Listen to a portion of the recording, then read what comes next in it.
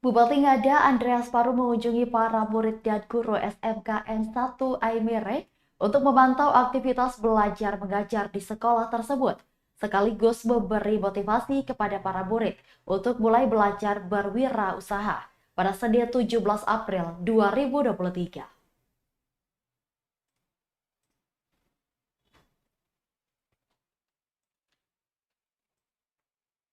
Bupati Andreas bersama rombongan tiba di SMK Negeri 1 Aimere di Kali 5 sekitar pukul 6.30 dan langsung ikut apel bersama murid dan para guru. Usai apel, Bupati Andreas didampingi kepala sekolah dan guru memantau ruang dan peralatan praktek. Ia juga menyempatkan diri berdialog dengan para murid. Para murid tampak antusias karena mereka baru pertama kali bertemu dengan orang nomor 1 di Kabupaten Ngada tersebut dan mengatakan Kementerian Pendidikan mengharapkan lulusan SMK siap kerja, berwirausaha, dan bahkan bisa menciptakan lapangan kerja. Bupati Andreas menegaskan para murid harus sudah mulai mengaplikasikan teori yang mereka dapat dalam pembelajaran di sekolah. Menurutnya, sesuatu hal yang besar mesti dimulai dari hal-hal kecil yang bisa dibuat. Menurut Bupati Andreas, jurusan-jurusan yang ada di SMKN 1 Aimere cukup lengkap dan sangat sesuai dengan kebutuhan-kebutuhan di dunia kerja saat ini. Kepala SMKN 1 Aimere Marcelina Anna Mali II mengatakan, guru dan murid antusias dengan kunjungan Bupati Ngada Andreas Paru. Marcelina menuturkan, kendala yang sedang dihadapi oleh SMKN 1 Aimere adalah masih minimnya daya listrik. Hal itu berdampak pada beberapa peralatan praktek tidak bisa dimanfaatkan. Senada dengan Bupati Andreas, Marcelina menegaskan, lulusan SMK pada prinsipnya mesti punya skill, kemampuan, dan semangat untuk berwirausaha.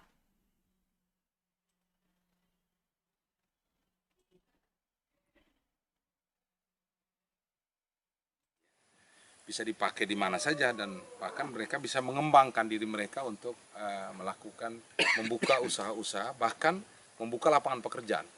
Ya, tadi saya memberikan contoh ketika mereka mendapat teori di sini, bukan hanya berpraktik di lingkungan sekolah, tetapi mereka bisa kembangkan di rumah masing-masing. Gitu. Contoh piara kambing 1-2 ekor, sapi 1-2 ekor, ayam beberapa ekor untuk petelur. Gitu. Nah ini contoh-contoh yang bisa dia mencoba memwujud nyatakan ilmu yang dia dapat dengan konkretnya seperti apa. Nah ini sebetulnya tadi yang saya ngajak itu penting. Jadi dia tidak hanya berharap di sini, tetapi dia keluar dia buat. Nah itu sebetulnya salah satu upaya untuk memotivasi dia bahwa oh saya buat kecil-kecil kok ini bisa menghasilkan. Nah yang pada akhirnya dia bisa mengembangkan itu lebih besar dan pada waktunya dia bisa berwirausaha, dia bisa membagi ya ilmu itu kepada yang lain. Dan secara tidak langsung juga dia membantu pemerintah ya untuk pengembangan bagaimana keahliannya, bagaimana pengetahuannya, juga bagaimana keterampilan yang dia miliki itu bisa diwujud nyatakan secara luas ya. Itu sebetulnya. Dan satu hal yang saya lihat di sini ya, ini cukup lengkap ini ya. Saya lihat cukup lengkap ya. Itu ada berapa jurusan ada semua dan jurusan-jurusan ada ini betul-betul pekerjaan-pekerjaan yang betul-betul dibutuhkan saat ini ya, dibutuhkan ya, saat ini. Dan ini kalau betul dikembangkan semua, saya pikir kita tidak akan mengalami kesulitan. Yang pertama berkaitan dengan kualitas sumber daya manusia, kemudian bagaimana kita mengembangkan usaha-usaha kecil ya, yang tingkat keluarga, tingkat rumah tangga, juga usaha-usaha besar. Sebetulnya produknya dari sini ya. Nah, oleh karena itu saya memang sangat beratensi ya, bersimpati sehingga hari ini bersama semua OPD saya datang kunjungi ini. Walaupun kewenangan pengelolaan sekolah ini berada di tingkat provinsi.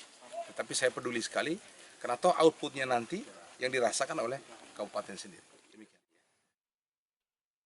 Tribuners terus saksikan berita terkini lainnya hanya di Tribun Flores News Update.